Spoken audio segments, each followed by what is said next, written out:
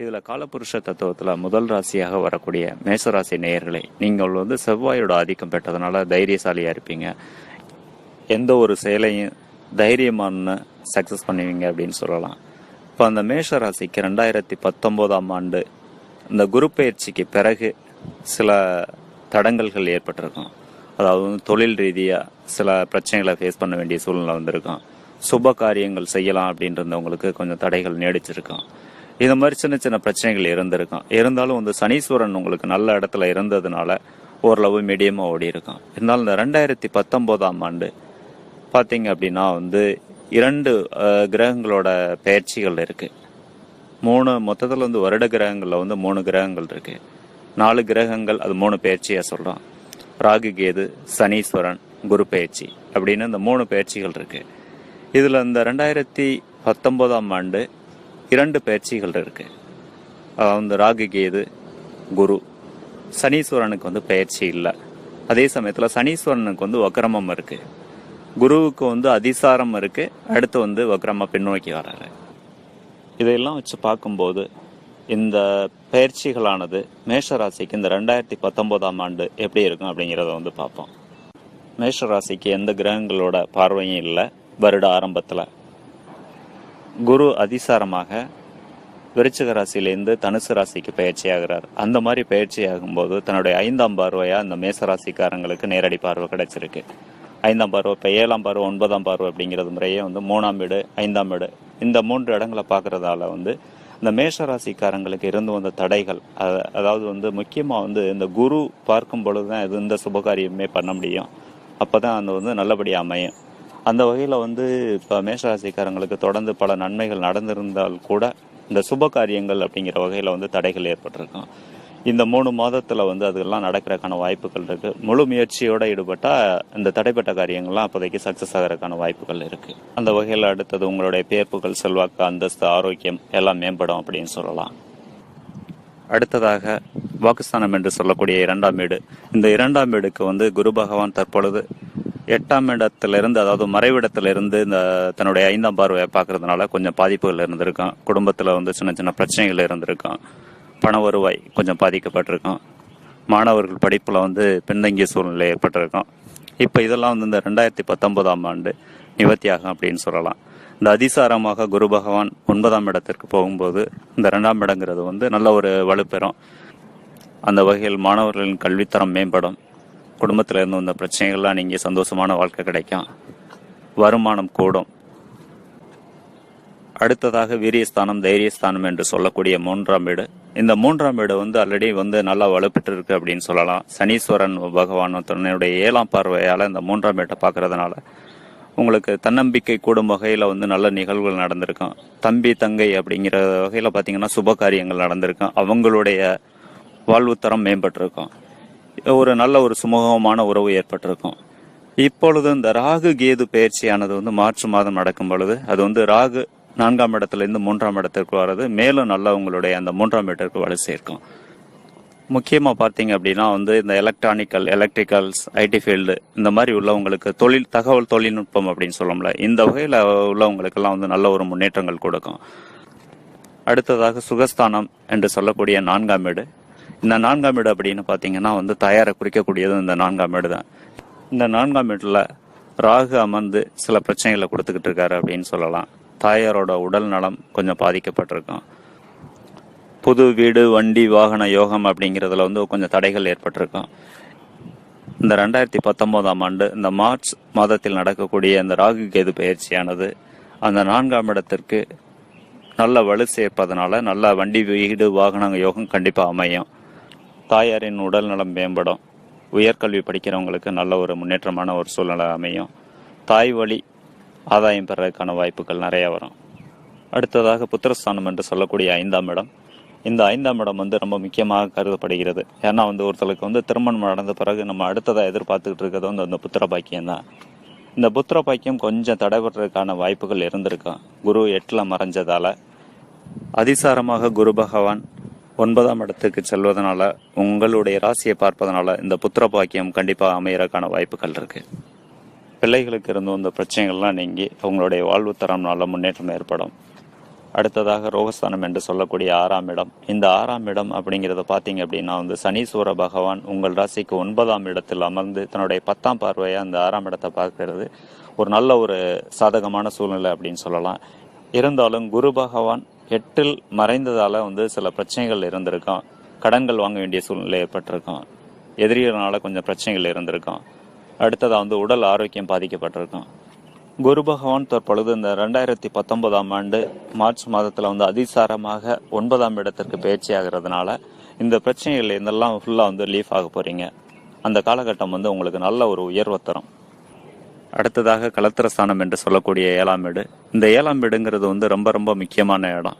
ஏன்னா 7ஆம் வீடு அப்படிங்கிறது வந்து திருமண வாழ்க்கையை மட்டும் குறிக்கிறது இல்லை, நண்பர்கள் வட்டாரம், கூட்டு தொழில் எல்லாத்தையுமே குறிக்கக்கூடியது வந்து இந்த 7ஆம் இடம் தான். இந்த 7ஆம் வீடு வந்து ஒருத்தருடைய ஜாதகத்துல ஜனன ஜாதகத்துல நல்லபடியா மஞ்சிருச்சு அப்படின்னாலே வந்து அவங்களுடைய வாழ்க்கை வந்து சந்தோஷமா இருக்கும்.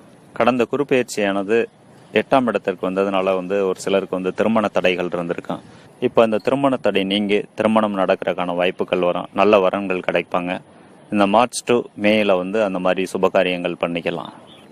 அடுத்ததாக ஆயுள் ஸ்தானம் என்று சொல்லக்கூடிய 8ஆம் இடம். இந்த 8ஆம் இடம்ங்கிறது வந்து ரொம்ப ரொம்ப முக்கியமான இடம். ஏன்னா ஒருத்தருக்கு வந்து அதிகமான வலி, வேதனை, அவமானம் இதெல்லாம் கொடுக்கக்கூடியது வந்து இந்த 8ஆம் வீடு தான். இந்த 8ஆம் வீடு பாதிக்கப்பட்டு ஒருத்தருடைய ஜனன ஜாதகத்திலையும் வந்து மோசமான தசாபுத்தி நடந்தது அப்படின்னா அதிகப்படியான அவமானங்களுக்கு ஆளாக நேரிடும். அதனால கண்டிப்பா நீங்க வந்து குரு வழிபாடு செஞ்சுக்குங்க. வியாழக்கிழமைகள்ல தட்சிணாமூர்த்தியை வழிபடுங்க. நல்ல ஒரு மாற்றங்கள் கிடைக்கும். அடுத்ததாக பாகிஸ்தானம் என்று சொல்லக்கூடிய 9ஆம் வீடு. இந்த 9ஆம் வீட்டில் சனீஸ்வரன் இருந்து நல்ல பலன்களை உங்களுக்கு கொடுத்துக்கிட்டு இருக்காரு. மேலும் வலு சேர்க்கும் விதமாக குரு பகவான் தன்னுடைய அதிசாரமாக 8ஆம் இடத்திலிருந்து 9ஆம் வீட்டுக்கு பயிற்சியாகி நல்ல பலன்களை கொடுக்க போறாரு. அதுக்கு அடுத்தபடியா பாத்தீங்கன்னா கேது பகவான் அந்த மார்ச் மாதத்துல, அதாவது வந்து ராகு கேது பயிற்சி எப்போவுமே வந்து ஆன்டி கிளாக் வைஸ்ல இருக்கும், பின்னோக்கி இருக்கும்.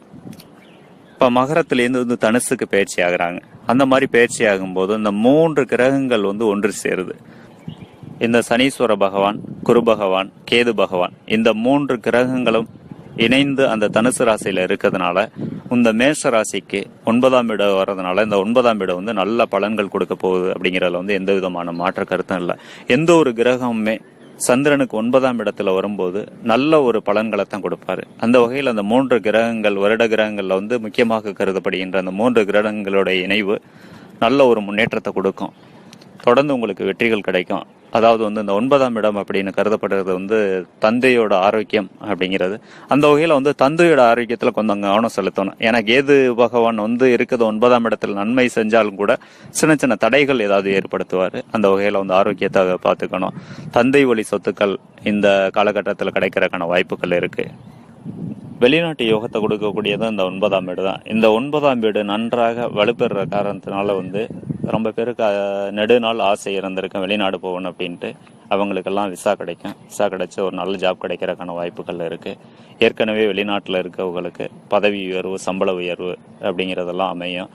அடுத்ததாக ஜீவனஸ்தானம் என்று சொல்லக்கூடிய 10ஆம் வீடு. இந்த 10ஆம் வீடு வந்து அதாவது மேஷ ராசிக்கு 10ஆம் வீடாக வரக்கூடியது வந்து மகர ராசி. இந்த மகர ராசியில இந்த 2018ஆம் ஆண்டு முழுமையுமாக இந்த கேது பகவான் இருக்காரு. கேது பகவான் 10ஆம் இடத்துல இருந்ததுனால தொழில் ரீதியான தடங்கல்கள் நிறைய ஏற்பட்டிருக்கும். ஒரு சிலர் வந்து தொழிலை வந்து பாதியிலே விடக்கூடிய சூழ்நிலையெல்லாம் ஏற்பட்டிருக்கும். உயர் பதவிகள் இருக்கக்கூடியவங்களுக்கு இந்த 10ஆம் இடம் முக்கியமானதாக கருதப்படுது. அந்த வகையில நிறைய பாதிப்புகள் ஏற்பட்டிருக்கும் அப்படின்னு சொல்லலாம். இந்த 2019ஆம் ஆண்டு மார்ச் மாதத்துல கேது பெயர்ச்சி ஆகிறது. அந்த 9ஆம் வீட்டுக்கு வலு சேர்க்கிற மாதிரி அந்த 10ஆம் வீட்டுக்கும் வலு சேர்க்குது. அந்த வகையில வந்து பதவி உயர்வு, சம்பள உயர்வு எல்லாம் கிடைக்கும். ஒரு சிலருக்கு வந்து புது தொழில் யோகங்கள்லாம் அமையும். நல்லா வந்து உங்களுடைய ஜனன ஜாதகத்தை செக் பண்ணிக்கிங்க. அந்த ஜீவனஸ்தானம், ஜீவன கரகன்லாம் வலுத்திருந்தது அப்படின்னா நீங்க தாராளமா வந்து தொழில் தொடங்கலாம். அடுத்ததாக லாபஸ்தானம் என்று சொல்லக்கூடிய 11ஆம் வீடு. உங்கள் ராசிக்கு 11ஆம் இடம் வர்றது வந்து கும்பராசி. இந்த கும்பராசிக்கு சனீஸ்வர பகவான் தனுசு ராசியிலிருந்து தன்னுடைய 3ஆம் பார்வையா பார்க்குறாரு. இந்த 3ஆம் பார்வைங்கிறது வந்து நல்ல ஒரு பலன்கள் கொடுக்கக்கூடிய பார்வை. அந்த வகையில் வந்து தொடர்ந்து உங்களுக்கு வெற்றிகள் கிடைக்கும். உங்களுடைய எண்ணங்கள் ஈடேறும், லாபங்கள் அதிகரிக்கும் அப்படின்னு சொல்லலாம். இந்த 11ஆம் இடங்கிறது வந்து அண்ணன், அக்கா, அதாவது மூத்த சகோதரத்தை குறிக்கக்கூடிய இடம். அந்த வகையில் மூத்த சகோதரருடைய வாழ்வு தரம் மேம்படும். அவங்களுக்குள்ள சின்ன சின்ன பிரச்சனைகள் இருந்திருந்தா கூட அதெல்லாம் நீங்கி ஒரு சுமூகமான நல்ல உறவு ஏற்படும். அடுத்ததாக விரயஸ்தானம் என்று சொல்லக்கூடிய 12ஆம் இடம். இந்த 12ஆம் இடத்துக்கு குரு பகவான் 8ஆம் இடத்தில் அமர்ந்து தன்னுடைய 5ஆம் பார்வையாக இந்த 12ஆம் இடத்தை பார்த்தது கடந்த காலகட்டங்களில் வந்து ஏதோ ஒரு வகையில் வந்து கொஞ்சம் அசுப செலவுகள்லாம் நடந்திருக்கான வாய்ப்புகள் இருந்திருக்கான். குரு 8ல் மறைஞ்சதுனால இப்போ அந்த அதிசாரமாக வரக்கூடிய காலகட்டத்தில் நீங்கள் அதை சுப செலவாக மாற்றிக்கிறதுக்கான முயற்சிகள் பண்ணுங்க. உங்கள் குடும்பத்திலேயோ உங்களுக்கோ ஏதாவது வந்து சுப நிகழ்ச்சிகள் செய்கிற மாதிரி ஒரு வாய்ப்புகள் இருந்தால் அந்த காலகட்டத்தை பயன்படுத்தி பண்ணிக்கிங்க. அது வந்து சுபமாக மாற்றிக்கிங்க. இல்லை அந்த மாதிரி ஒரு சோர்ஸ் இல்லை அப்படின்னா வந்து ஏதோ ஒரு இன்வெஸ்ட்மெண்ட் பண்ணி வைங்க. ஃப்யூச்சரில் பலன் தரக்கூடிய வகையில் ஒரு இன்வெஸ்ட்மெண்ட்டை ஒரு செலவை வந்து ஒரு கமிட்மெண்ட்டாக ஏற்படுத்திட்டிங்கன்னா அது சுப செலவுகளாக நீங்கள் மாற்றிக்கலாம். மொத்தத்தில் இந்த 2019ஆம் ஆண்டானது உங்களுக்கு 2018ஆம் ஆண்டில் இருந்த பலன்களை விட உங்களுக்கு அதிகமான நல்ல பலன்களை வாரி வழங்க போகுது அப்படிங்கிறதுல வந்து எந்த விதமான மாற்று கருத்து இல்லை. இப்போதைக்கு சொன்ன எல்லாமே வந்து உங்களுக்கு ஒரு பொது பலன்கள் தான். மேஷ ராசின்னு எடுத்துக்கும் போது ஒரு பொதுவான பலன்கள் தான். இப்போ நான் சொன்ன பலன்கள் எல்லாமே வந்து மேஷராசிக்காரங்க எல்லாருக்குமே நடக்குமா அப்படின்னா வந்து நடக்காது. இதில் வந்து மாற்றங்கள் நடக்கிறதுக்கான வாய்ப்புகள் வந்து 50% இருக்குது. அதுக்கு காரணம் என்ன அப்படின்னு பார்த்தீங்கன்னா ஒருத்தர் வந்து பிறந்த நேரம். ஏன்னா வந்து கடந்த குறுப்பேச்சு வீடியோவில் வந்து நிறைய பேர் வந்து கமெண்ட்ஸில் கேட்டிருந்தீங்க, ஏன்னா சார் வந்து முதல்ல வந்து எனக்கு நல்லா இருக்குன்னு சொல்லியிருந்தீங்க, நல்லா இல்லையே அப்படின்ட்டு. நான் அதாவது வந்து காற்றுள்ள போதே தூற்றிக்கொள் அப்படின்னு சொல்லுவாங்க. நம்மளுக்கு ஒரு கோட்சார ரீதியாக நல்ல கிரகங்கள் வரும்போது அந்த காலகட்டத்தை வந்து நம்ம ஃபுல் எஃபோர்ட்ஸ் போட்டு நல்லபடியாக பயன்படுத்திக்கிட்டோம் அப்படின்னோம்னா நல்ல பலன்கள் கொடுக்கும். அந்த டைமிங்கில் நம்ம எந்த ஒரு முயற்சியுமே செய்யாமல் எனக்கு பலன்கள் கொடுக்கல அப்படின்னு சொன்னால் வந்து அதை வந்து ஏற்றுக்க முடியாது. நம்மளுக்கு நல்ல நேரம் வரும்போது நல்லபடியாக அதை பயன்படுத்திக்கணும். அடுத்ததாக பார்த்தீங்க அப்படின்னா வந்து ஜனன ஜாதகம் அப்படின்னு சொல்லப்படுது. இங்கே நம்ம பலன்கள் ராசி பலன்னு சொல்கிறதே வந்து ஒரு பொது பலனாக தான் சொல்லிக்கிட்டு இருக்கோம். ஜனன ஜாதகம் அப்படிங்கும்போது பலன்கள் வந்து மாறுபடும். அப்போ இது 50%, அது 50%. அடுத்ததாக இந்த கோட்சார கிரகத்திலே வந்து ஒரே ராசிக்கு வந்து ஒரே பலன்களை செய்யாம வெவ்வேறு பலன்களை செய்யறதுக்கு காரணம் என்ன அப்படின்னு பாத்தீங்கன்னா, ஒருத்தர் பிறக்கும் போது அந்த பர்த் சார்ட்னு இருக்கு பாத்தீங்களா, அதுல வந்து கிரகங்கள் வந்து லக்கணத்துல இருந்து தன்னிடத்துல இருந்து ஒவ்வொரு இடங்கள்ல இருப்பாங்க. அந்த ராசி சக்கரத்துல வச்சு பரல்கள் அப்படின்னு குறிக்கப்படுது. அதாவது வந்து ஒவ்வொரு வீட்டுக்கும் வந்து கிரகங்கள் தான் நின்ற இடத்துல இருந்து அடுத்த வீட்டுக்கும் தன்னுடைய மதிப்பெண்ணை கொடுக்கும். அதை வச்சு ஒவ்வொரு வீடுகளும் வந்து பெற்ற மதிப்பெண்கள் என்ன அப்படின்ட்டு அந்த மதிப்பெண்கள் அடிப்படையில் இந்த கிரகங்கள் பயிற்சியாகும் போது அதிகமான மதிப்பெண்கள் பெற்ற இடத்துக்கு ஒரு கெட்ட கிரகமாக இருந்தாலும் கூட அந்த அதிகமான மதிப்பெண் பெற்ற வீட்டுக்கு பயிற்சியாகும் போது அது நல்ல பலன்களை கொடுக்குது. அதே சமயத்தில் வந்து ஒரு நல்ல கிரகம் சுப கிரகம் குரு பகவான் தனக்கு 9ஆம் இடத்துக்கு வரப்போறாரு அப்படின்னு பார்த்தீங்கன்னா ஒரு சிலருக்கு வந்து அங்கே பலன்கள் முழுமை